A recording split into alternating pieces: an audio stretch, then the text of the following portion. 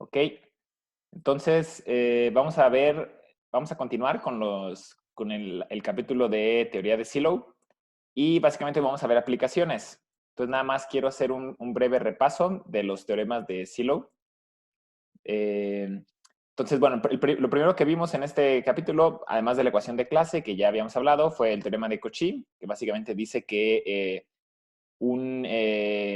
si P es un divisor del orden del grupo, entonces existe un elemento de ese orden.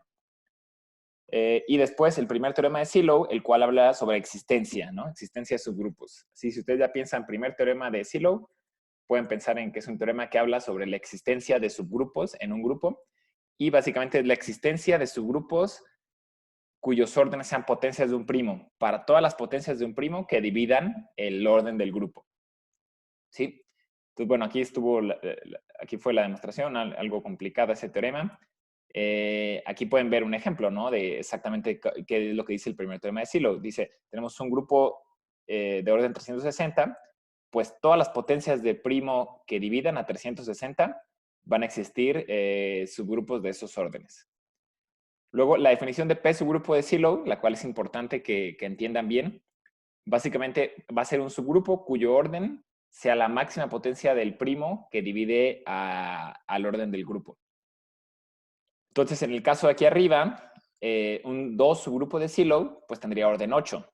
¿Sí? Entonces, no se vayan con la finta de que un 2 subgrupo de Silo tiene orden 2. No, o sea, un 2 subgrupo de Silo, su orden es la máxima potencia de 2 que divide al orden del grupo, en este caso 360. Entonces, por ejemplo, aquí un 2 subgrupo de Silo tiene orden 8. Un 3 subgrupo de Silo tiene orden 9 y un 5 subgrupo de Silo tiene orden 5, ¿sí? En este caso. Ok, luego, bueno, esta pequeña observación que dice que el conjugado de un subgrupo de Silo es otro subgrupo de Silo. El segundo teorema que dice que si tomas un P subgrupo y un P subgrupo de Silo, el P subgrupo siempre está conjugado en el P subgrupo de Silo que elegiste al principio, ¿no? Y un corolario de este teorema es que los dos P subgrupos de Silo siempre son conjugados uno del otro, ¿sí? Que dicho en lenguaje de acciones, de observación lo que dice es que dicho en lenguaje de acciones, el, el, el grupo actúa en sus grupos de Silo y la acción es transitiva, lo que significa que puedes llegar siempre de un subgrupo a otro a través de la conjugación.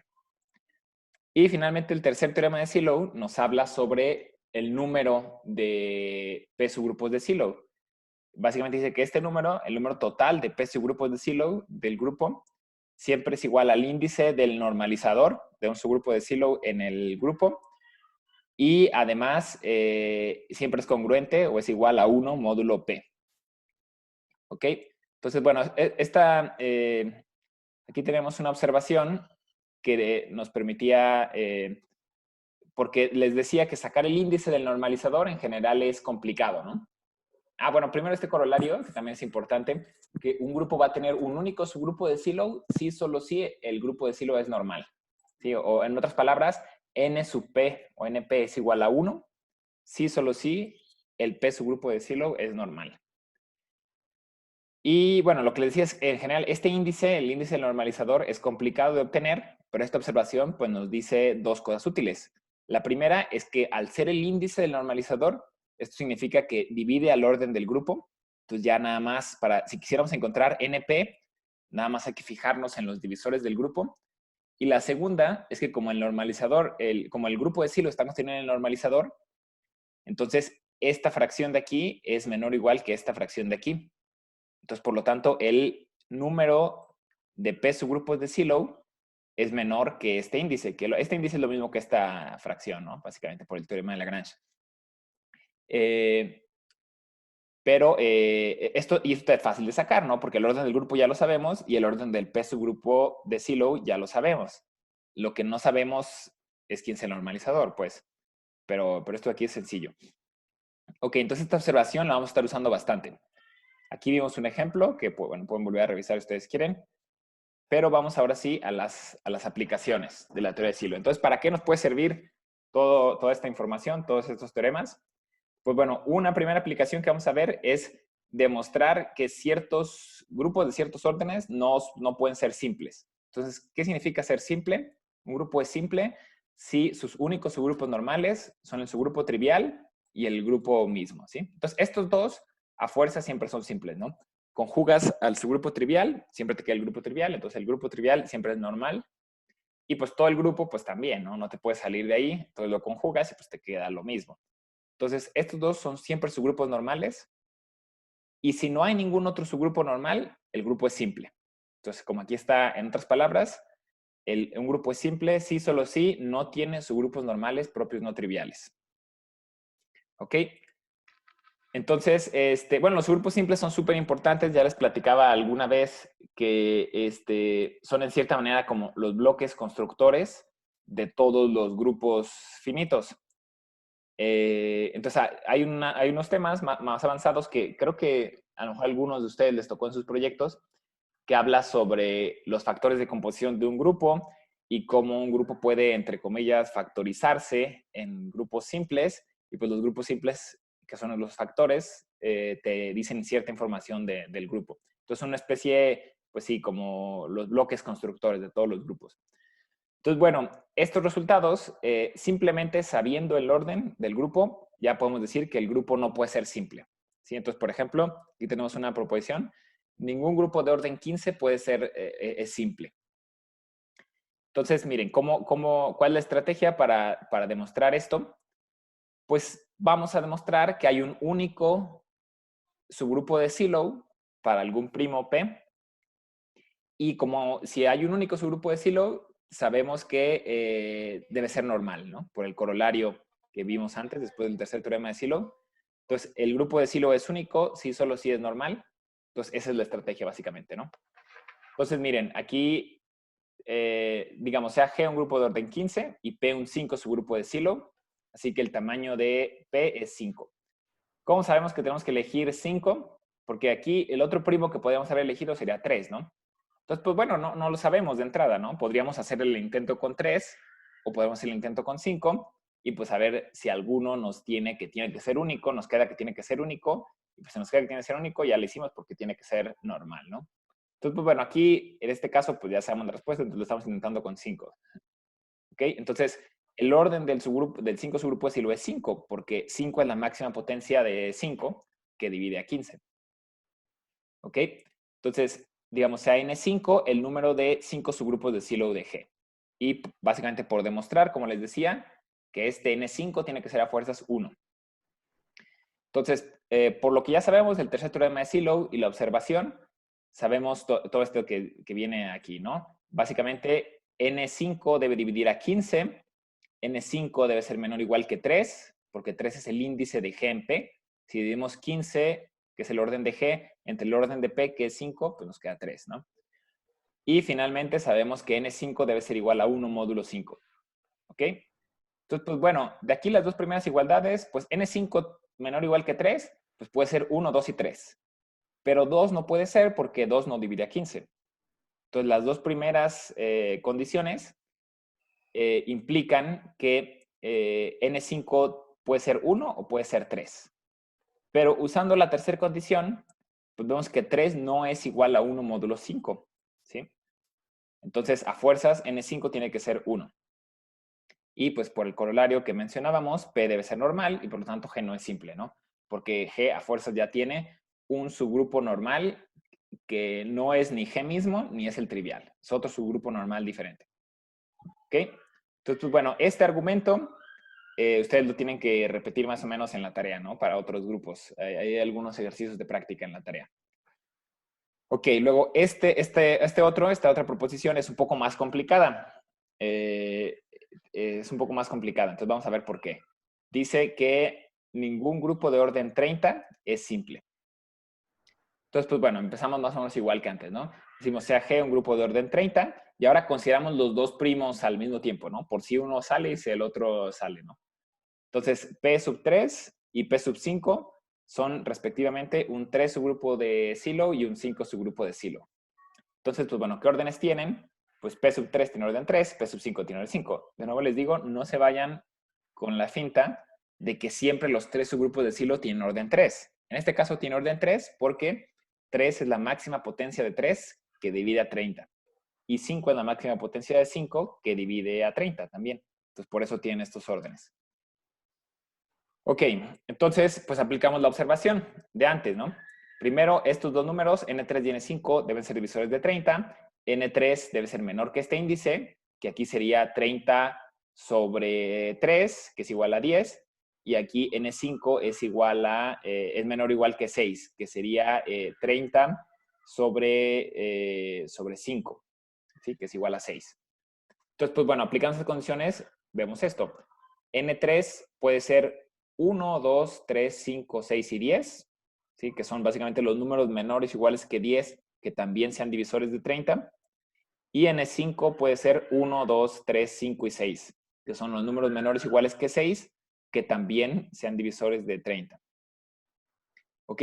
Entonces, ahora aplicamos la siguiente condición, la siguiente condición del tercer teorema de Sylow, que nos dice que además N3 y N5 deben ser congruente con 1 módulo 3, N3, y N5 congruente con 1 módulo 5. ¿Sí? Entonces, pues revisamos, ¿no? Por ejemplo, 1, pues obviamente es congruente con 1 módulo 3. Luego, 2 no es congruente con 1 módulo 3, ¿no? 2 es 2, por así decirlo. 2 es de... Sí, 2 no se reduce en módulo 3, por así decirlo, ¿no? Porque 3 es mayor. Luego 3 es igual a 0 módulo 3. Pues no sé, tampoco. 5 es igual a 2 módulo 3. Entonces tampoco, ¿no? 6 es igual a 0 módulo 3. Y 10 sí es igual a 1 módulo 3, ¿no? Porque podemos restar un 9, y, que es un múltiplo de 3, y nos queda 1. Entonces, los únicos, para las posibilidades de N3 que están aquí, las únicas con las que nos quedamos aplicando este criterio es 1 y 10, ¿no? Todas las demás posibilidades quedan descartadas aplicando esta congruencia de aquí. ¿Sí? ¿Sí queda claro? Y lo mismo para la otra, para la de 5, ¿no? Aquí tenemos las posibilidades para N5. Pero nos dice que N5 tiene que ser igual a 1 módulo 5. Entonces, 1 sí puede ser, 2 no es igual a 1 módulo 5, 3 no es igual a 1 módulo 5, 5 es igual a 0 módulo 5, entonces tampoco, y 6 sí es igual a 1 módulo 5. Entonces, N5 puede ser 1 o 6. ¿Ok? Entonces, así vamos descartando posibilidades. Entonces, ahora miren, ahora el problema aquí, por lo que es más complicado este ejercicio o esta proposición que la anterior, es que ya no hay una manera sencilla de descartar al 10 ni de descartar al 6, básicamente, ¿no? Entonces vamos a usar un argumento de conteo, que vamos viendo cómo es. Entonces, si N3 fuera 1 o N3 fuera 5, entonces, pues P3 o P5 son normales en G, respectivamente, ¿no? O sea, si N3 es 1, entonces el 3 subgrupo de Sylow es único, entonces, y este es normal. Y si N5 es 1, entonces el 5 subgrupo de Sylow es único y por lo tanto debe ser normal, entonces este es normal, ¿no? Y ya terminaríamos la demostración porque ya encontraríamos uno u otro subgrupo normal del grupo, lo que implicaría que no es simple. Entonces, ¿qué caso falta por cubrir? Pues supongamos que ninguno de los dos es 1. ¿Sí? Supongamos que N3 no es 1 y que N5 no es 1. Entonces, por eliminación, pues a fuerzas, N3 tiene que ser 10 y N5 debe ser 6, ¿no? Que son las posibilidades que quedaban acá arriba. Entonces, lo que vamos a hacer para llegar a una contradicción y ver que este caso no puede cumplirse es que vamos a usar un argumento de conteo, como les decía. Que N3 sea 10 significa que el grupo tiene 10 subgrupos de orden 3, ¿no? Que son los 3 subgrupos de Sylow. Y que N5 sea 6 significa que el grupo tiene 6 subgrupos de orden 5, que serían los 5 subgrupos de Sylow. ¿Sí? Porque esto es lo que representan esos números, ¿no? El número de subgrupos de P subgrupos de Sylow. Entonces, estos 10 subgrupos de orden 3, pues todos son cíclicos, ¿no? Porque un grupo de orden 3 siempre es cíclico, es isomorfo a Z3. Y un grupo de orden 5 también es cíclico y es isomorfo a Z5, ¿no? Entonces, todos son cíclicos y la intersección entre cualquier par distinto de ellos es trivial.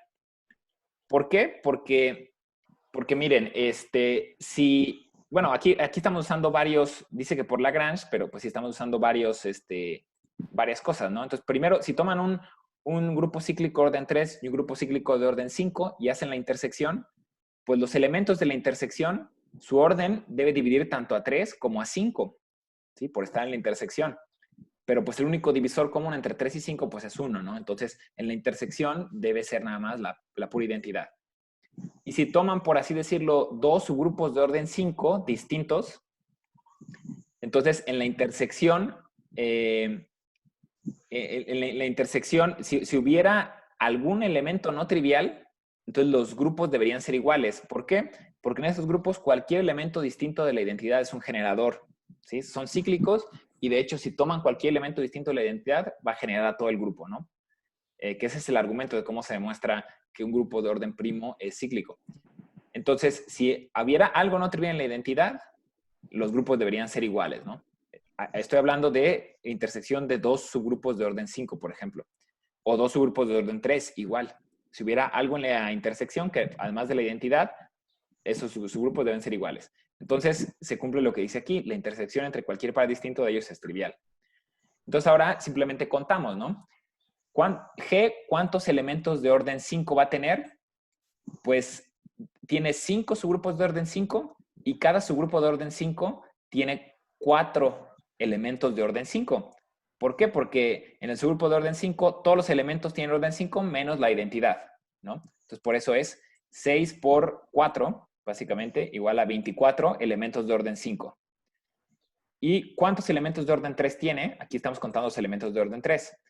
Pues hay 10 subgrupos de orden 3 y cada subgrupo de orden 3 tiene básicamente 2 elementos de orden 3, ¿no? Distintos. Entonces tiene 10 por 2 igual a 20. Pero ahora el asunto, esto es imposible porque miren, estamos diciendo, tiene 24 elementos de orden 5 más 20 elementos de orden 3. Entonces ya estamos contando 44 elementos. Pero pues eso es imposible porque el grupo tiene 30 elementos, ¿no? Entonces no puede haber 44 elementos. Y se llega a una contradicción. Entonces, este argumento es interesante, pero les digo, es más complicado. Véanlo con cuidado después. En la tarea no tienen que hacer argumentos así tan complicados. Sí, profe, ¿por qué sí. descartamos el de orden 2, el P subgrupo de orden 2? Porque ya es par y eso ya no... Me acuerdo que algo así habíamos visto. Cuando dices, ¿por qué no consideramos los dos subgrupos de Silo? P sub 2. Ajá, sí.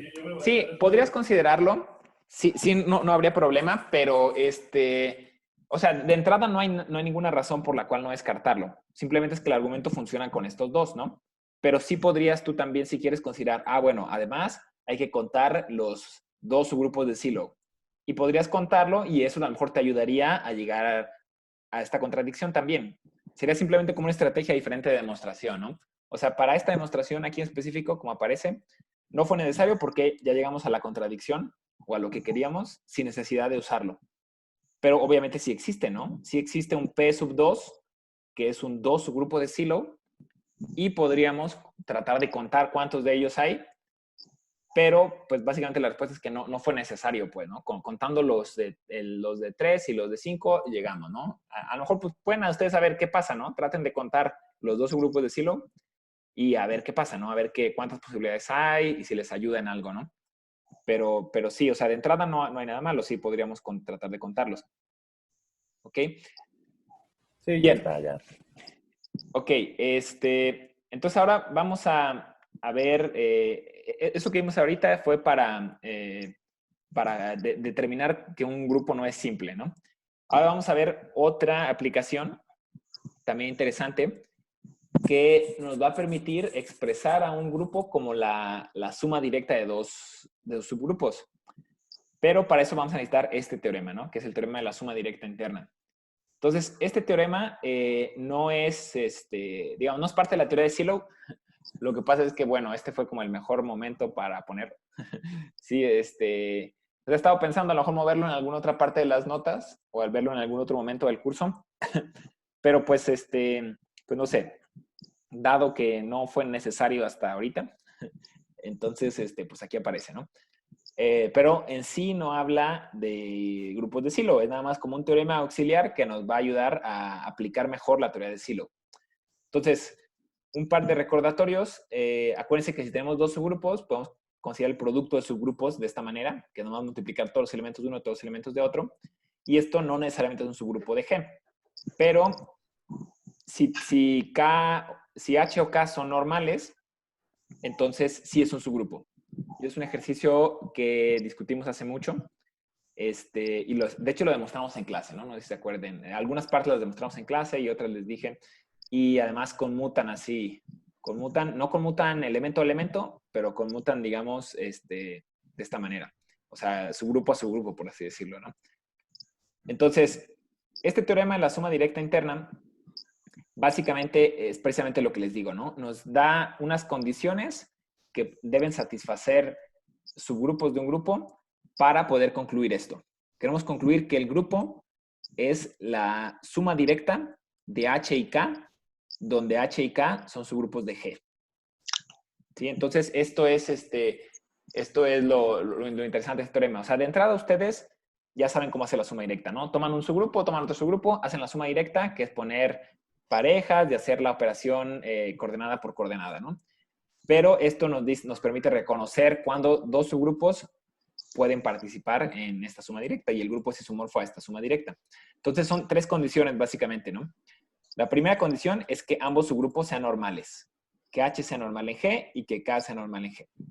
La segunda condición es que a la hora de multiplicar H por K nos quede todo el grupo G. Y la tercera condición es que la intersección de H y K sea la identidad. ¿Sí?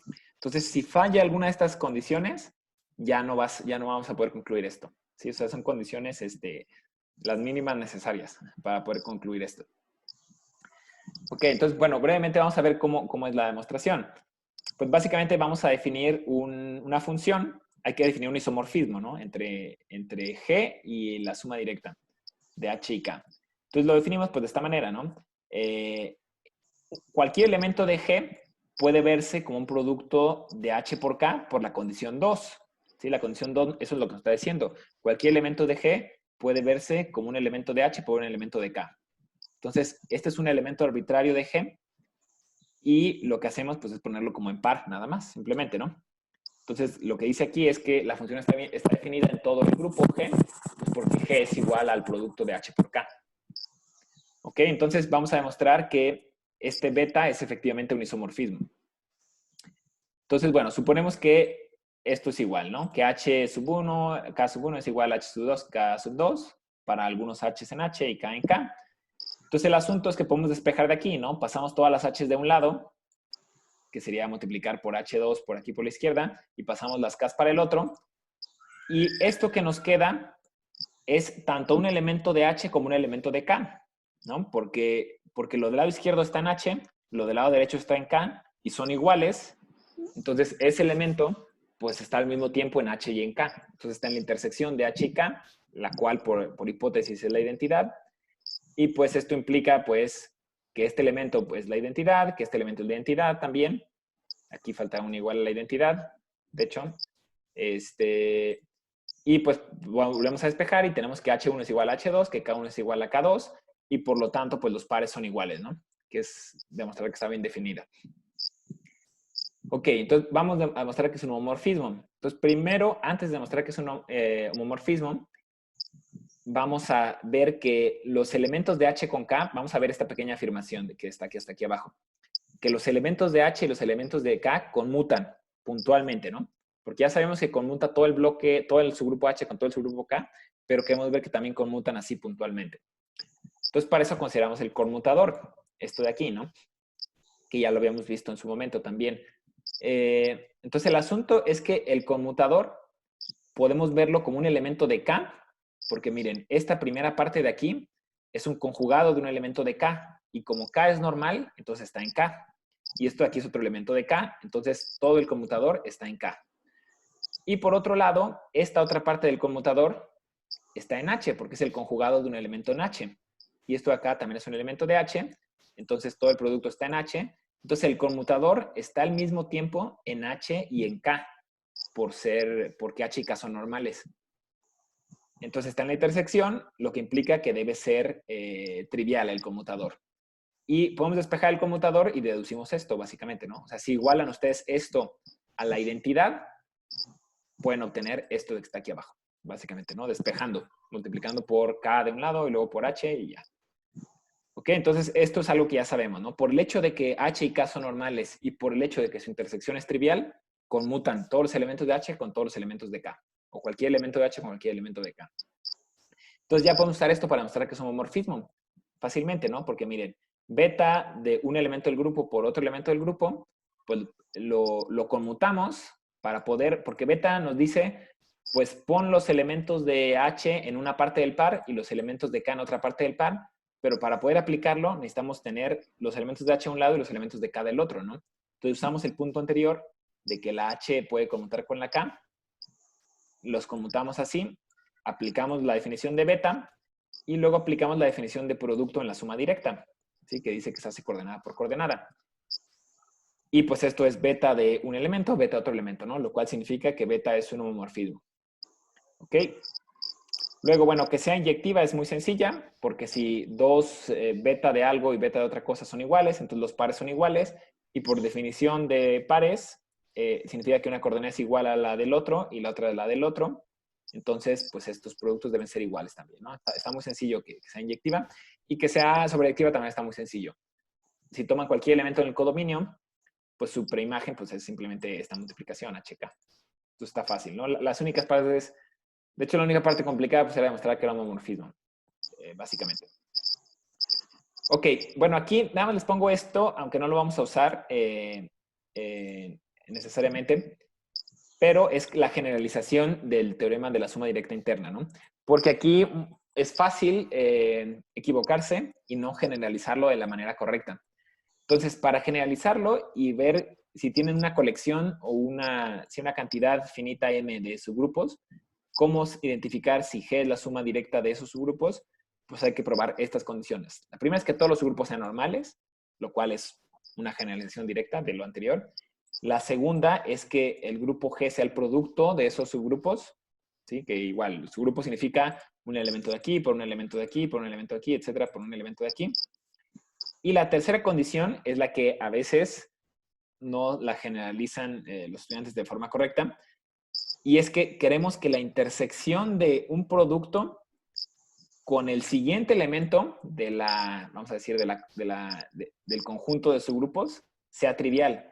Entonces, aquí hay que tener cuidado porque no basta con que las intersecciones por parejas sean triviales, ¿sí? Si asumimos aquí, si este punto 3 lo reemplazáramos por el punto que dice, HI intersección HJ es igual a la identidad para toda IJ, no podemos demostrar este corolario, ¿sí? No es suficiente esa condición 3.